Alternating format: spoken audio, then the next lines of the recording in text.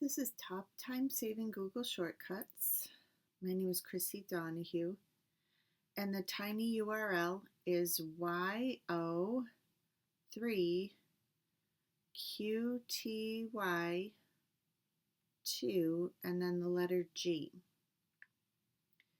And I recorded this presentation a couple of times for different reasons, and I had my face over on the side, and the last time it didn't come out.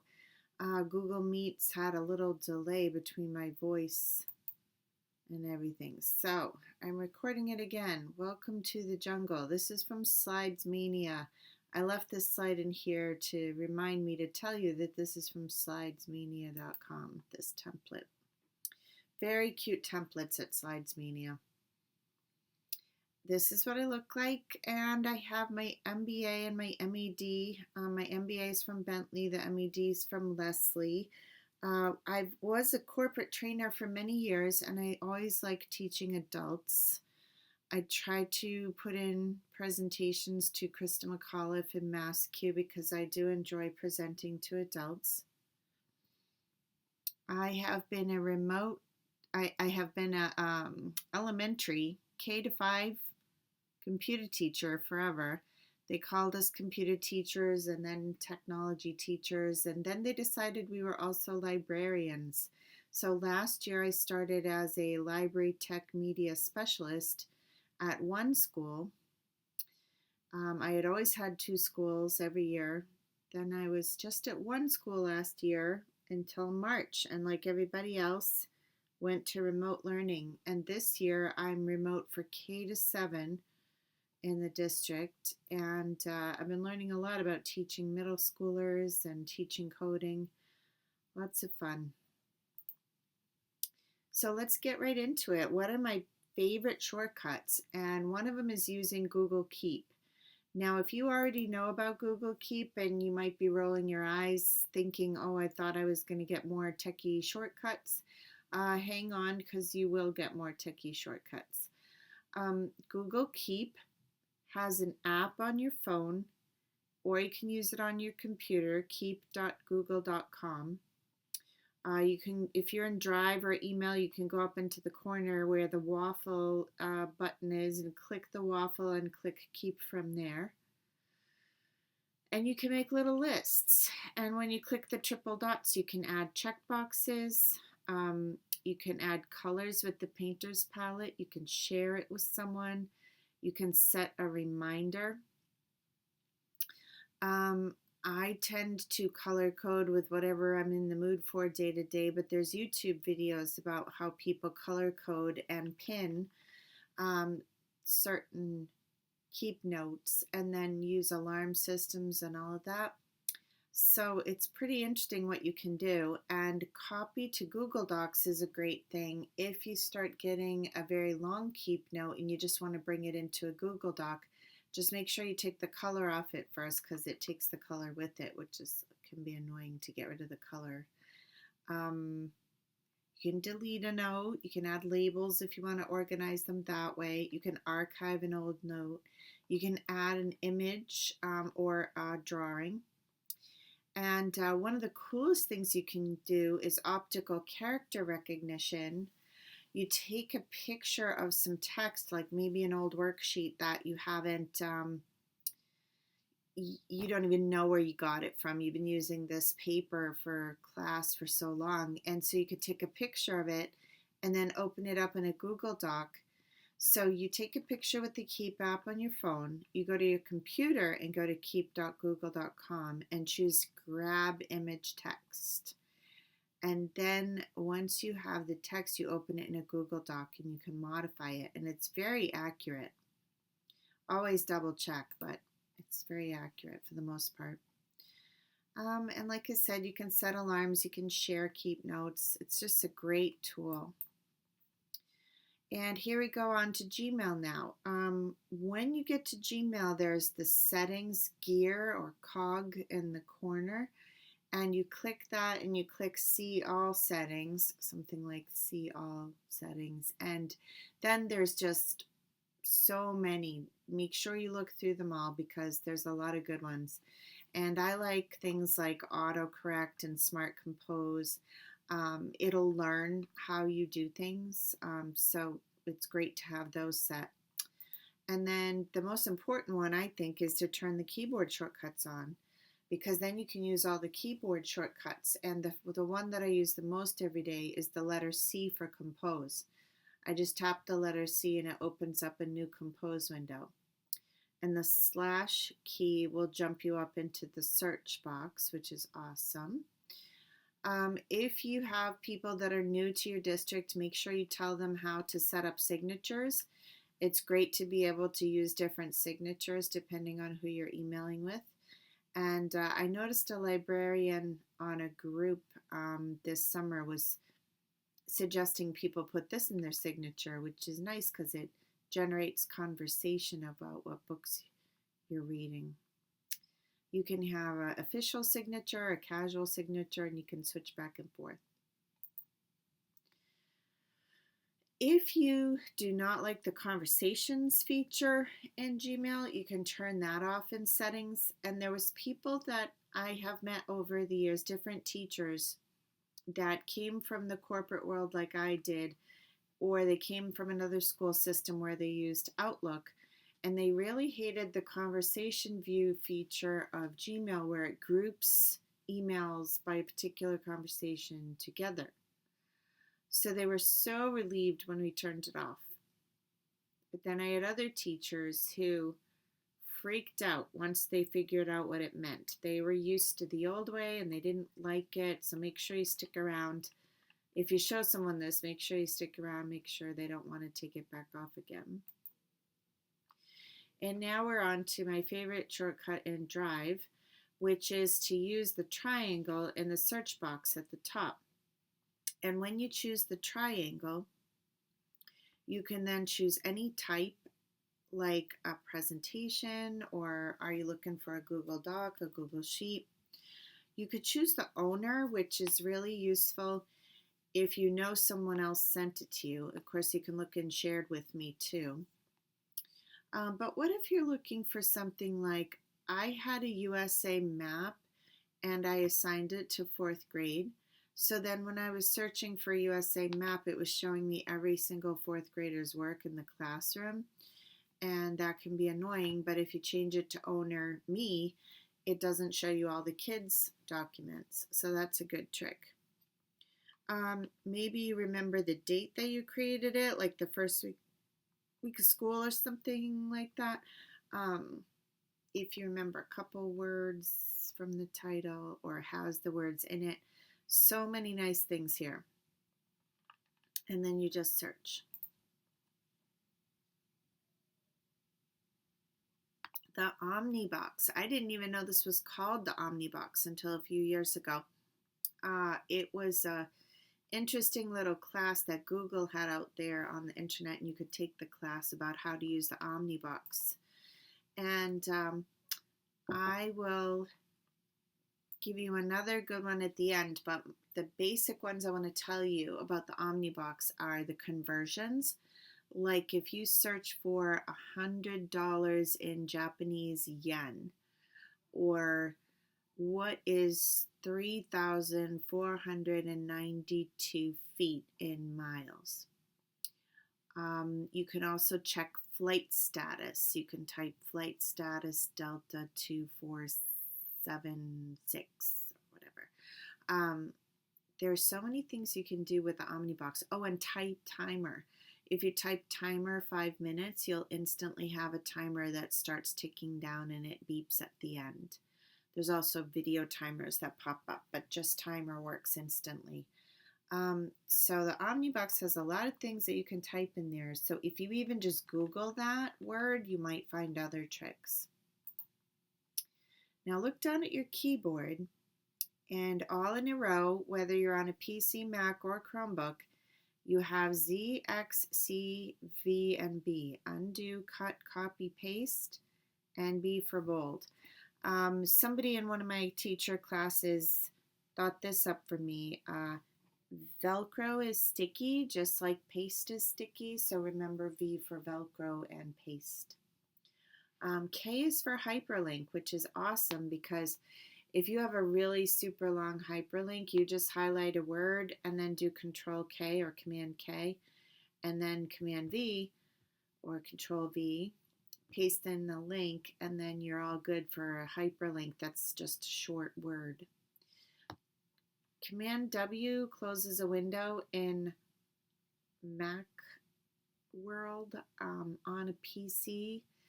It was always Control F4 for a window and Alt F4 to close an application. Command W and Command Q is how you do that on a Mac. So then going up a row, there's All, Save, Duplicate, Find A, S, D, F.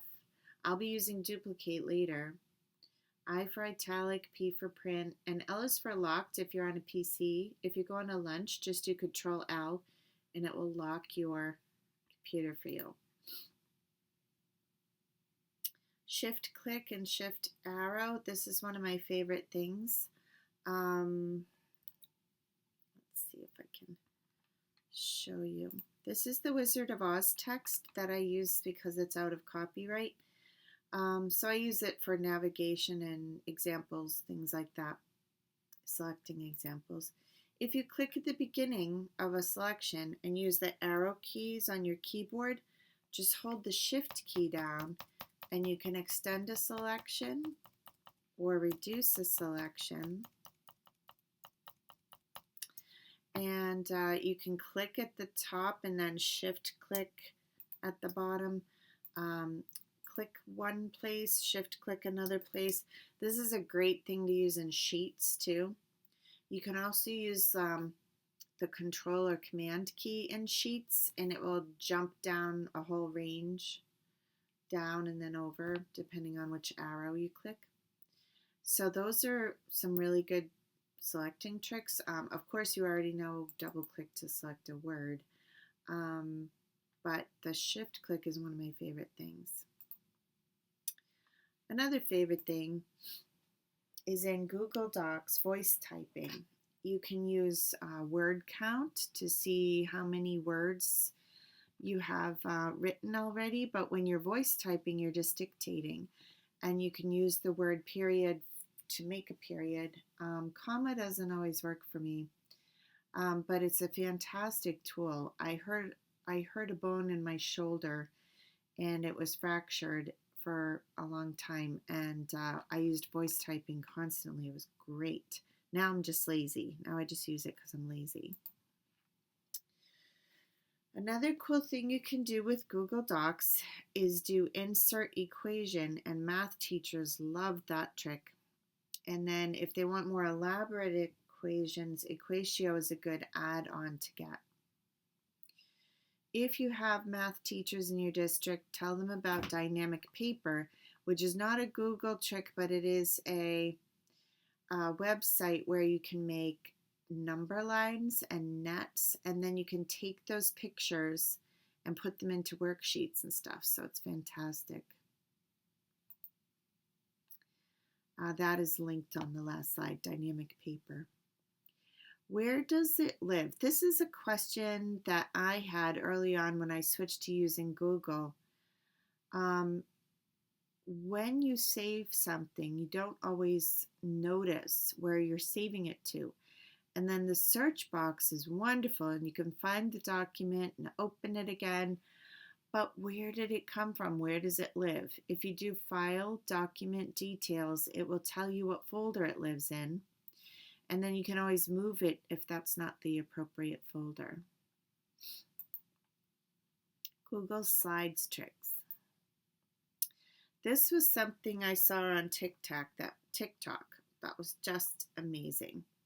So I have a blank document here, a blank slide, so I'll use that one. When I add a new slide, it has this click to add text box. And if I click on it and click and drag to make it smaller, we'll pretend that I have a worksheet here. We'll pretend that I scanned the worksheet and put it behind here as an image in the background. or maybe I just made my own math worksheet. And then now I want boxes for the kids to type in. But it's annoying for the kids to have to click and backspace over. So I used to type click here, type text here, and they'd have to delete all that. But what you can do is take one of these boxes, and I usually outline it. I think it's easier for the kids to see. So you can outline it and then change the font if you want. Do whatever you decide, make it bigger or whatever. Then do Control D or Apple D, and you can spread things out. And you don't have to be perfect the way you're spreading them out, because you can always highlight and do Arrange, Align, Center. Oops, wrong way. So I'll do Undo, Apple Z for Undo. Arrange, Align, Tops. And I'll do these. Arrange, Align, Tops. I can even use the arrow keys to scooch them up. Now they're a little off kilter here, so I'll do the same thing. Arrange, Align, Left. Arrange, Align, Left. So this is really neat, because now when the kids click in there, they don't have to backspace over anything, they just type. So that's a neat little trick. Here's something that I do. I like to make checklists for kids. So let me show you how I make a quick checklist. If you make one block with the shape tool here, if you hold down the shift key when you're dragging and sizing it, it'll keep it square and it won't go rectangular. So you hold down the shift key when you size it, and then you get one good block. And now I'll do Control D a bunch of times. I'll move the bottom one where I want it, and then highlight them and do Arrange, Align, Left, Arrange, Distribute vertically. And that's a little close, so I'll move the bottom one again.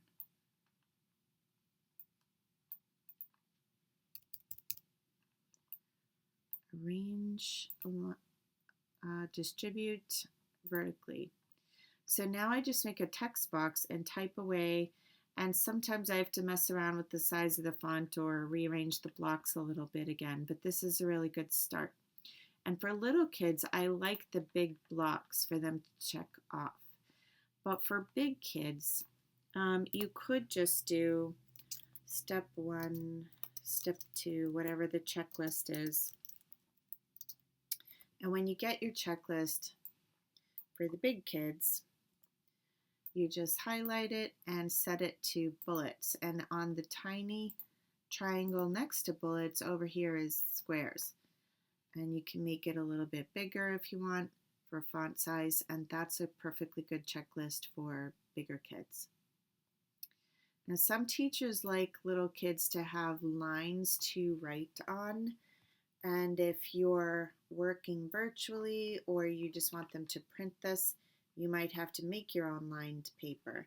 So if I do Control D, D, D, I just put the bottom one where I want it, and then highlight, arrange, align to one side or the other, and arrange, distribute vertically.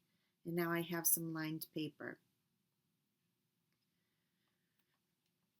What else do we have? So here's this little lion that has been lurking up there the whole time. And the reason I put the lion there was because I wanted to remember to show you a couple things. First of all, view guides is an old timer trick. And you can move these guides around and make sure things line up in the exact same spot on every single slide as you go through, because the guides will stay there. The guides are really nice for lining things up, and then you don't have to keep them. You can hide them again.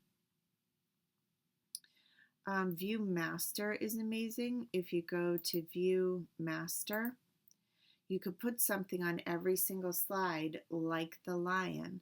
So if I click on the Master, this is where the lion is sitting. And I just pretended he was like a school logo or something and I put him there. And it goes on every single layout. If you don't put it on this one, if you just put it on another one, then it'll only be on slides based on that. And you don't really have to save or anything. You can reapply to all and then X if you have things to save. There's no word save anywhere. So Slide Master can be pretty powerful. If you think of it like when you walk up to a copier, you can put paper in the tray or you can put letterhead in the tray. And if you put letterhead, it doesn't matter what's on the glass, it's always going to come out on letterhead.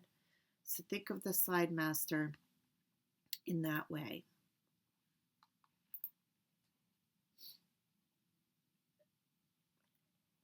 The image search in the Omnibox has another level. Once you search for something, and it doesn't have to just be images, once you get results, you can click Tools. Once you use images and you choose Tools, you will have this really neat thing called usage rights, and you can choose Creative Commons licenses here. And that way you can quickly find images that you are free to use. So that's searching for images and then tools over here. We've also searched for size to make sure kids are choosing small size that don't crash the printer. Or you can use clip art. So you can use black and white and clip art, something like that. Here's a trick that's another kind of old timer trick. I like to use an outline when I'm doing a presentation, and you can still get outlines even if you're not using PowerPoint, even if you're using Google Slides. If you save it to PowerPoint, open it in PowerPoint.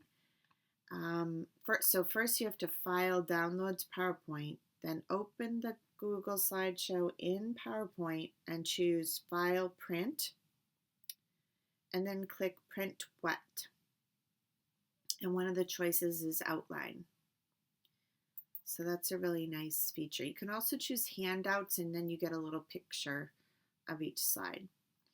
Now Google Classroom tricks. I think we're almost done here. Yep, it's about 10 more slides. Google Classroom tricks, one of the best ones is the comment bank. So when you're grading, you click on an assignment, you see like the 100 over on the right. This is the default icon. And then if you click underneath on this icon, you get all these comments that I put in there. You can add your own. And then you just click on the 3 dots, copy, go back and click this and paste in the comment. So easy. And you can use rubrics in Google Classroom now. And here's a video of how to do it. And it was a little fast, so I put a slower one in there too. Somebody made these and they were very useful to me in the springtime, so I put them here for you. If you go to Alice Keeler, she has a rubric maker in a sheet, and you could download that template. And over the summer, we were doing a teacher class, and we wrote kind of gratitude journals, and I graded them, fake graded them with a rubric. And so since we were talking about gratitude, I put the posters there at the bottom, the North Star posters. So go check those out. They're free posters. Now here's another Google Classroom thing. From the teacher side, if you click People and then click a particular person, you can see their assignments, and you can see like turned in, or missing, and it just shows you everything for the one person, which is a great feature. If you are a student looking for your assignments, you go to classwork, and it's different because teachers, when they're in classwork, have a create button here. But students have view your work, and it shows them all your assignments. So it's just like looking at the people thing for teachers. It shows all their assignments. If you're posting, like I save a draft in the first class of the day. I had 3 kindergarten every day, then 3 first grade every day, and now I have 2nd grade. So I'm posting multiple things to multiple classrooms every morning. So I stage it as a draft, and then when I open it up, I click all 3 classes and post all at once, and it's a great time saver. Google Sheets tricks. If you get output from a student information system, it usually comes out in all caps like Aspen. So take a look at this trick. If you have the data and it comes out all in caps, bring it into a slide and let's see if it looks like this. Format text capitalization. If it's all in uppercase, you can just do format text capitalization title case. And then there you go. It's all set. Now, some people don't like when the names are spread out. If you have them knitted together, you can choose data split to columns and it will split them. But what if you want to knit them back together again? You can do equals concatenate this and then comma, quote, space, quote, comma, and then the last name in column B. And close paren and enter key, and yes, I would like to autofill. This comes up automatically. Now if you add another column, this could be copied and pasted now, but it will just copy the formula. So what you can do is copy it, Control C, and then right click and choose paste special, paste values, and then you don't have the formula there anymore, and you can even delete that column. So that's a really great Google Sheets trick.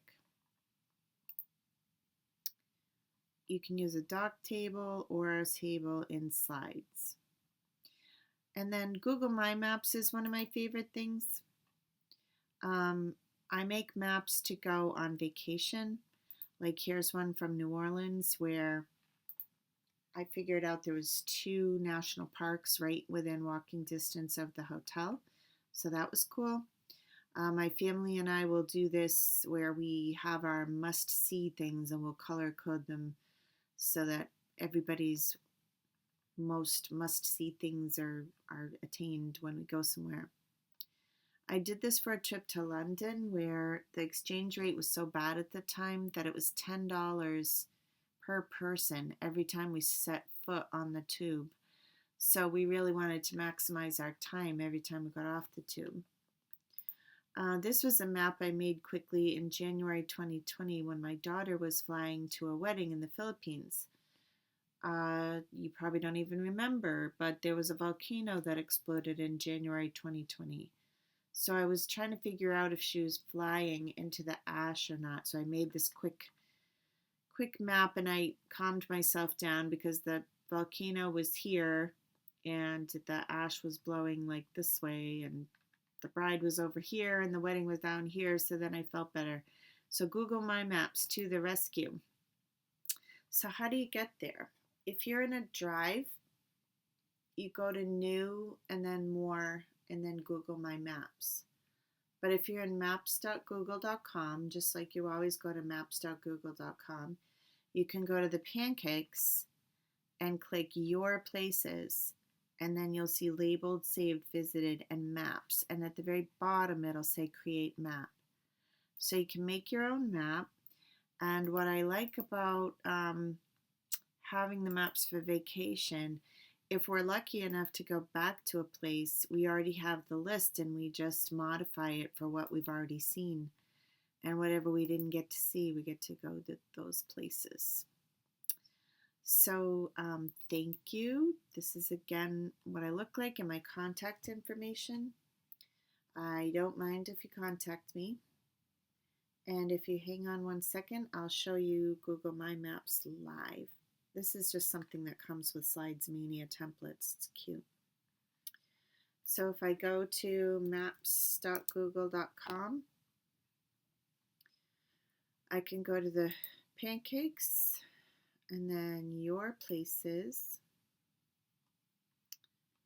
maps, create map.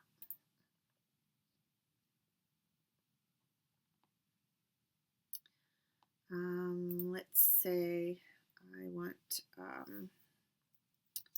maybe I want to collect beaches in the United States. So I'll say Virginia Beach, add to map. And South Beach, Miami, add to map. And Daytona